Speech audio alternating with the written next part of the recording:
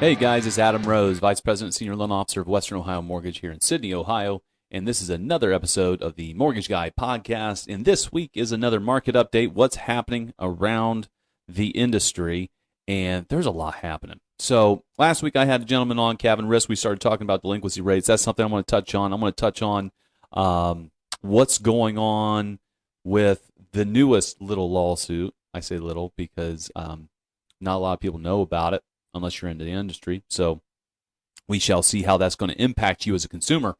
And that's going to be the main discussion here. And I have a feeling that I'll be going into that for a little while. My goodness, I could talk about that for a long time. It's a little aggravating, actually.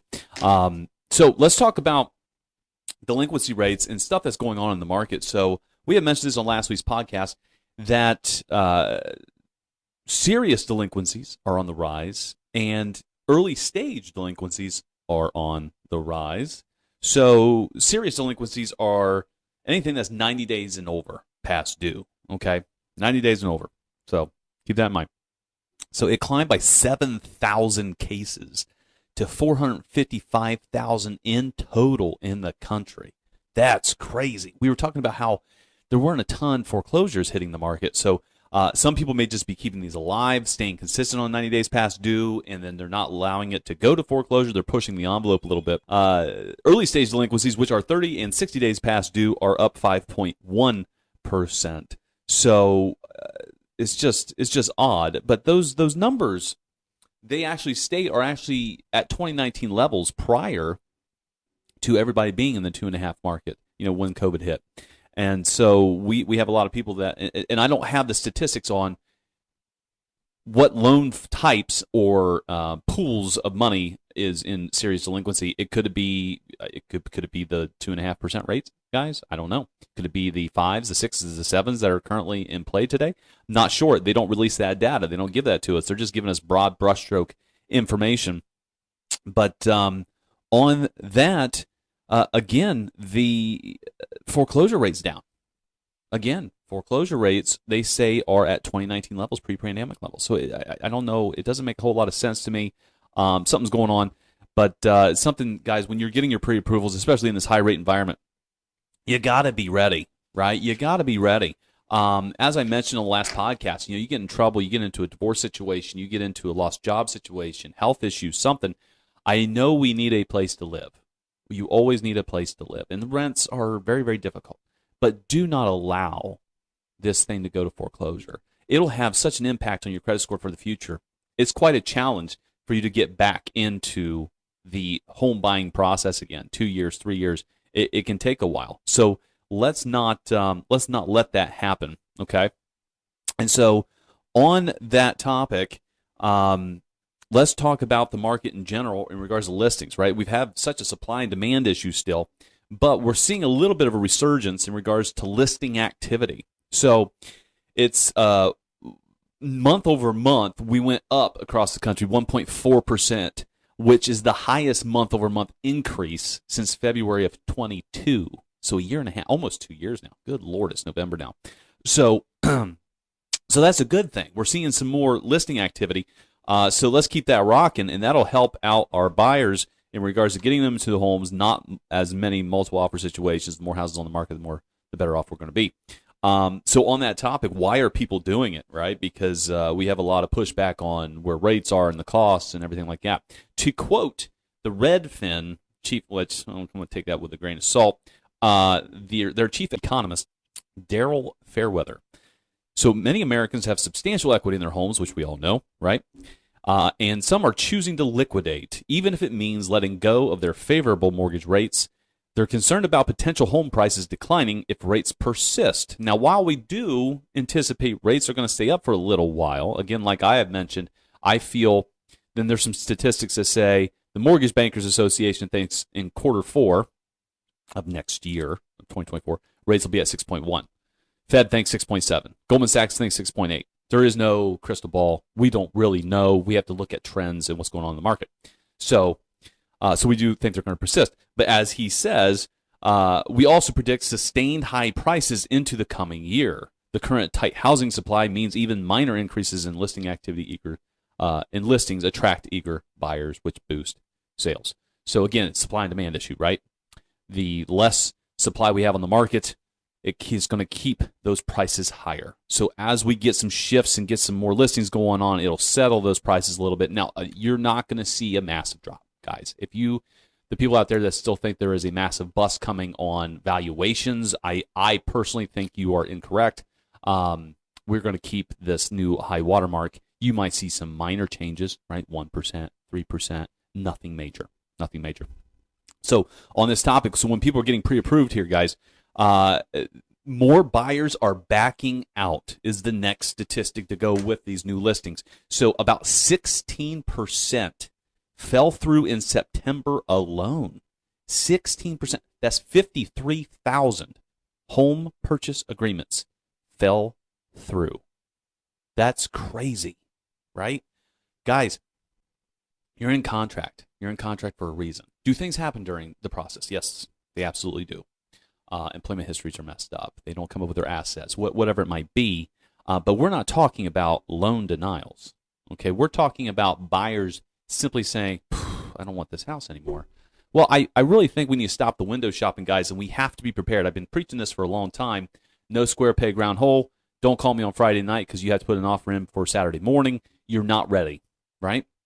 Now, could you still do it? Sure. Yeah, but you're not prepared to purchase yet. You need to get ready. Prepare for that. Prepare for the expenses. Talk to your mortgage lender. So here are the top 3 reasons. Increased mortgage payments. So mortgage payments have risen, right? It's a higher rate environment. Making buyers more cautious to ensure they're getting a good deal. And if buyers don't feel they're getting a good value, they're backing out of the deal. I've got news for you guys. We're in a high rate environment, high price environment. There are no good deals out there. You're jumping into the market to own a home. The good deal is going to occur when we're able to refinance all these mortgages that are in these high 7s and touching 8%.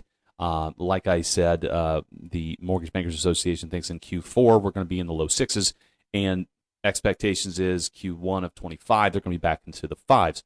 That's where you're going to get your value. Buying down rates, you can do that. Talk to your lender, of course, about how that works, how that operates, what's the true savings there.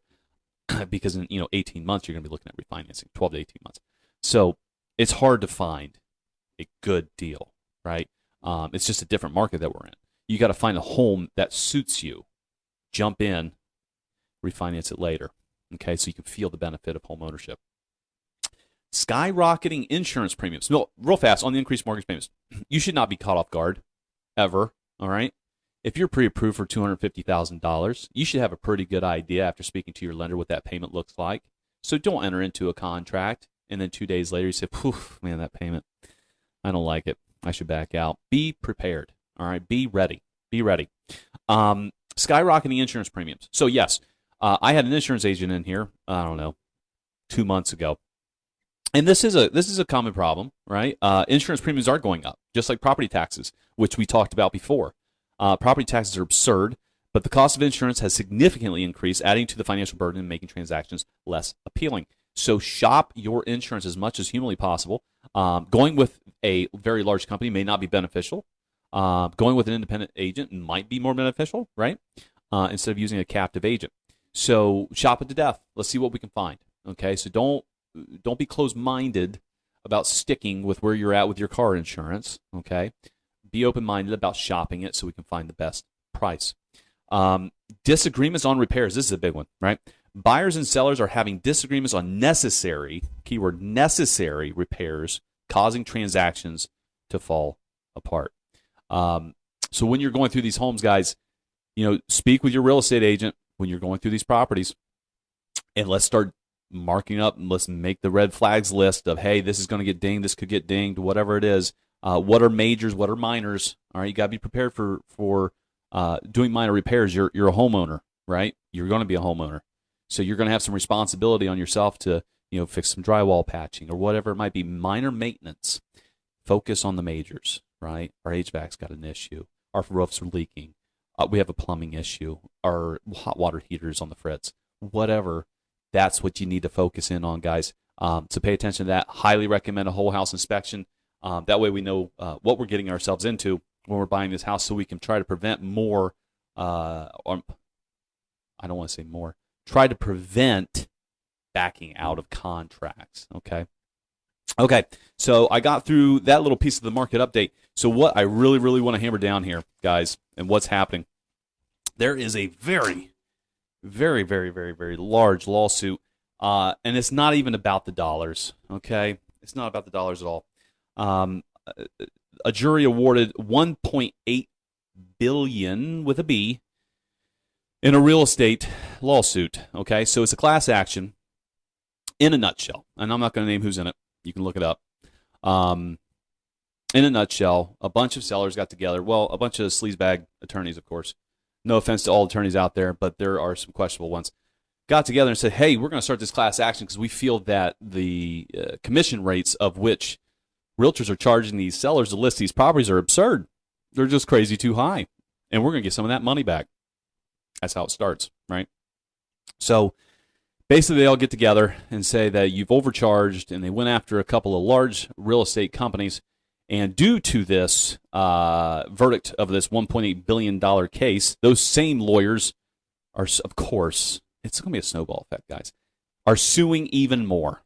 They just named, what, 1, 2, 3, 4, 5, 6, 7 new very large real estate brokerages in the country for another lawsuit.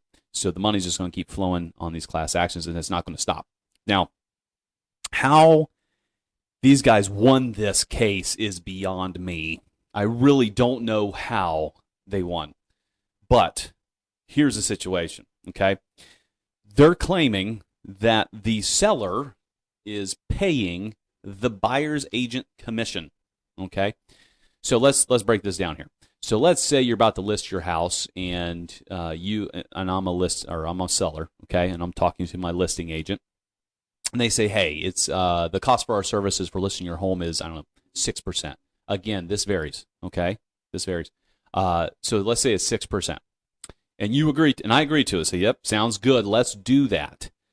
In that 6%, when another real estate agent brings a buyer to the table, basically what's happened is they're doing a commission split with that buyer's agent. So I, as a seller, I have agreed to pay my listing agent 6% to sell my house. What they do with that commission has nothing to do with me as a seller. I've agreed to that percentage, right? Makes sense? So the listing agent splits with the buyer's agent. Everybody's happy. And the reason they do that is so a buyer can be represented by an agent. They get that compensation. They brought that. They sold the home. Fantastic. Everybody moves on with their day. So all these sellers got together and say, hey, we're being overcharged for this. And here's why I don't understand how they won the case. How does someone say they're being overcharged for a service when they don't have to use that service? All right, I'm sure maybe I'll get some comments on this. All right, but if I'm a seller and someone comes to me and they say, hey, it's 6% to list your house, I'm gonna say, nope, I'm good. It's too much for me. Too rich for my blood. I'll do it for 4. And if they don't take it, they don't take it, right? Or I could sell it myself. Or I could find another brokerage that might do it for a little bit more aggressive price. I don't have to use the service. It is an option, not a requirement. So how they won this case, I don't know. So I'm sure there's smarter people out there than me that know more information about this case on why they won. But that's my take in a nutshell. How this is going to affect everybody. All right, so the ruling and basically how real estate agencies are trying to change and adapt, should I say, to this ruling that happened, because this is going to be a snowball effect across the country, I think, is they're saying, hey, sellers don't have to pay the buyer's commission. Okay, so now it's going to resort into, hey, if I'm a buyer's agent, I'm going to have this conversation with my client that's shopping for houses saying, hey, it's very possible that if we find a house, they're not going to pay me. So they're going to have to come to an agreement to have the buyer pay their agent out of pocket, right? It's going to cause a couple of things. One, it could cause some issues with their cash to close, right? Because we could catch a surprise. If I pre-approve someone and they say they have $10,000 in assets, they need $10,000 to close, and then come flying in, I get a contract. Now they got to pay their buyer's agent $2,000, $3,000, whatever it might be. That can cause a cash to close issue, right? So when that occurs and buyers are like, no, I'm going to pass, I'm just going to look for myself, this is going to put a lot of buyer's agents in a very, very tough position. Could very well limit how many buyer's agents are out there in the market. We might be seeing an exodus of agents It's very possible, which is not a good thing for the buyer. Let me tell you. It's just not. Okay, you need to go in represented. So let's say now that we have fewer buyer's agents and the buyer's like, hey, I'm not paying an agent to do this. I'm going to do it on my own. They're going to come to us, the lender, for help. And unfortunately, I have to break it to you, that is a license violation. And so I cannot help you negotiate contracts. So buyer, you're on your own, unfortunately. So they're going to go into these. And the ripple effect that's going to happen is we don't have a buyer's agent. They're going to go directly to the listing agent. Now we're going to have nothing but dual agency. All right, so dual agency, some people are a fan of, some people are not. What that is where the listing agent is basically representing both buyer and seller. But the problem is with that, and is you can't truly represent both parties for the best interest of both parties, right? So it's a challenge. Some states don't even allow, from my understanding, dual agency. So I'm not sure how this is going to work out for those states. But that's a concern, right? I mean, so if I'm a listing agent and I have a buyer that comes up and represented, okay, let's say we have multiple offers. I have a buyer that puts in an offer for $100,000 conventional. I got who's not represented. I got another buyer coming in here who's represented by a real estate agent who has the exact same offer. The listing agent is going to choose, right? I'm not saying it's not their responsibility to choose. It's the seller's. But it's very possible that they're going to start leaning to people that are unrepresented. Might be easier for them to get the deal done, right? It could go the other way. I'm not sure. I mean, there's just so many things that could happen here with this, and it's going to shake up the market a lot, and it's a little concerning on what this is going to look like in the next couple of years. And I think there's a lot of brokerages that are already making adjustments to this. So heads up, people. All right, heads up. Real estate agents, I'm on your side. I think this is a dumb ruling. I have no idea how NAR lost this battle, to be honest. So had a couple of conversations with some local agents about it, and I just don't understand it. So, okay, on that topic. So because of this fun lawsuit that has occurred, real estate stocks, all right, we're talking about companies like Zillow, we're talking about companies like Redfin, Open Door, places like that, have fallen dramatically. Now, the weird thing is about it is they're not really a commission-based companies because they really work on marketing, and that's their primary stream of income. But Zillow's stocks fell 6.9%. Open Door fell 9%. Redfin dropping 9%. My goodness. I mean, it's brutal out there. So this is going to have quite a lasting effect. I'm interested to see what some of these real estate agencies across the country, some of the large companies, come up with to battle this. But be aware of it, of what's going on, and to our local brokerages, whatever you need. If you have questions on my take, hopefully this helps you understand where I stand.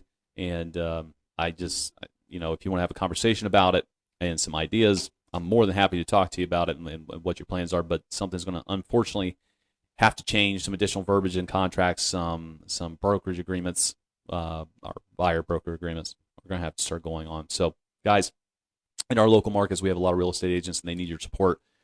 So make sure you are contacting them and having conversations about what's going on.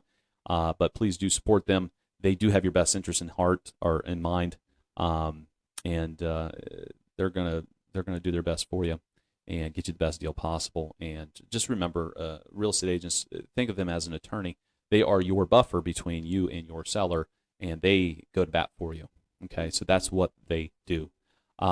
That's it. That's all I got for you guys this week. I have a lot more coming up, a lot more data statistics. We're going to have a couple more guests over here in the next couple of weeks, but that's it for this week. Catch us next week, all right, guys? We're going to have, like I said, a ton of new statistics that are coming out. I'm getting stuff every single day about market changes, so we're going to continue down this path to keep you educated about what's going on. But remember to subscribe on YouTube. Check us out on Spotify and Apple Podcasts, guys, and we will see you next week.